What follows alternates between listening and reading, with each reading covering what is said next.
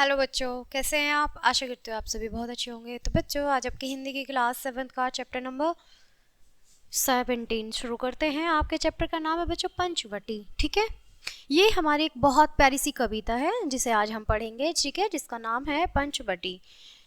चलिए, सबसे पहले हम अपनी कविता का एक परिचय पढ़ लेते हैं कि हमारी कविता में क्या दिया गया है। प्रकृति की सुंदरता बरबस ही हमारा ध्यान अपनी ओर आकर्षित कर लेती है। कभी सूर्योदय, सूर्यास्त, चांदनी रात, प्रकृति दृश्य की सुंदरता पर तो कविताएं लिखते ही हैं, किंतु प्राय वे प्रकृति में छुपा ऐसा सौंदर्य देख लेते हैं जो साधारण मनुष्य की आंखों से ओझल रहता है। ओझल मतलब छुपा हुआ रहता है, ठीक है, नहीं दिखता।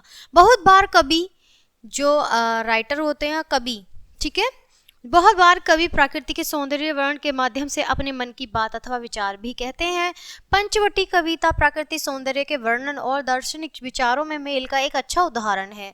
आधुनिक कविताओं में केवल प्रकृति सौंदर्य ही नहीं बल्कि विचार तत्व की भी प्रधानता होती है। ठीक है बच्चों, आगे देखते हैं।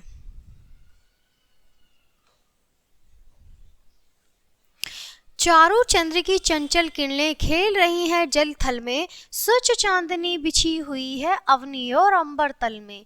पुलक प्रकट करती है धरती हरित तृणों की नोकों से, मानो झूम रहे हैं तरुण भी मंद पवन के झोंकों से। तो बच्चों, इसमें जो कवि हैं वो कह रहे हैं कि चारू है वो चंद्र की चंचल किरणें, जो चारू है चंद्र की चंचल किरणें जो हैं वो कह रही हैं, वो खेल रही हैं जल थल में, जल में भी खेल रही हैं और थल में भी खेल रही हैं। ठीक है, जल से नीचे, ठीक है, वो खेल रही हैं। स्वच्छ चांदनी बिछी हुई है, जो एकदम साफ सुथरी जो चांदनी है वो एकदम बिछी हुई है अवनी और अंबर तल में। जो अवनी है मतलब आग की तरह है, और अंबर जो आसमान की तरह है वो तल में ऐसे बिछी हुई है। ठीक है, पुलक प्रकट करती है धरती, एकदम पुलक सी प्रकट करती है धरती हरे तृणों की नोकों से। जो एक तिनका होता है ना, उस जैसे तिनको जैसे है ना नोकों से, मानो झूम रहे हैं तरुण भी मंद पवन के झोंकों से, मानो झूम रहे हैं तरुण भी मंद पवन के झोंकों से। ठीक है, क्या ही स्वच्छ चांदनी यह है, क्या ही निस्वंसता निशा है, स्वच्छ चंद समुद्र गंध वह निरानंद कौन दिशा है। बंद नहीं अब भी चलते हैं नियति नदी के कार्यकलाप, पर कितने एकांत भाव से, कितने शांत और चुपचाप हैं। बिखर देती है वसुंधरा मोती सबके सोने पर, रवि बटोर लेता है उनको सदा सवेरे होने पर।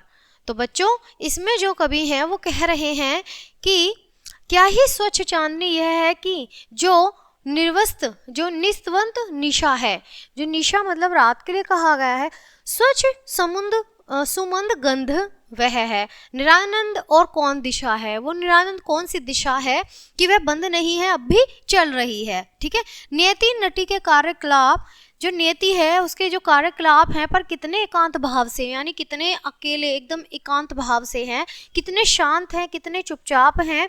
और वह बिखेर देती है वसुंधरा मोती सबके सोने पर, वो जो वसुधा बिखेर रही है मोती सबके सोने पर। रवि बटोर लेता है उनको, जो रवि है, जो सूर्य है, वो बटोर लेता है उनको सदा सवेरे होने पर, यानी जो हमेशा सुबह सुबह जो होती है, रात के जो चांदनी के मोती होते हैं उन्हें जो रवि है, जो सूर्य है, वो बटोर लेता है। ठीक है, और विरमित यानी अपनी संध्या को दे जाता है, यानी जो शाम होती है अपनी वह बटोरी हुई चीजों को वो शाम को संध्या को दे जाता है। ठीक है, जो शाम होती है। शून्य श्याम तनु जिससे उसका नया रूप झलकता है, जो शून्य शाम होते हैं उनसे एक उनका नया रूप झलकता है। सरल तरल जिन तुहिन कणों से हस्ती हर्षित होती है, जिनसे वह सरल तरल, जिनसे वह कणों से हस्ती हर्षित होती है। अति आत्मीयता प्रकृति हमारे साथ उन्हीं से रोती है, जो अपनी आत्मा के साथ जो प्रकृति है वो हमारे साथ उसी तरह से रोती है। अनजानी भूलों पर भी वह उदर दंड तो देती है, जब अनजानी भूल होती हैं तो वह अनजानी चीजों पे जो हमें सजा मिलती है, जो दंड देती है, पर बूढ़ों को भी बच्चों सा सदैव भाव से सहती है। यानी जैसे वो बच्चों को भाव से सहती है, वैसे ही बूढ़ों को भी बच्चों की तरह अपनी तरह सहती, यानी प्यार देती है। गोदावरी नदी का तट यह ताल दे रहा है अब भी, चंचल जल कलकल मानो तान ले रहा है अब भी, नाच रहे हैं अब भी पत्ते, मन से सुमन महकते हैं, चंद्र और नक्षत्र कलकर लाल ललचन भरे लहकते हैं। तो बच्चों इसमें जो कवि हैं वो कह रहे हैं कि गोदावरी नदी का नाम दिया गया है गोदावरी नदी, ताल दे रहा है अब भी, यानी वो ताल दे रही है अब भी, ठीक है।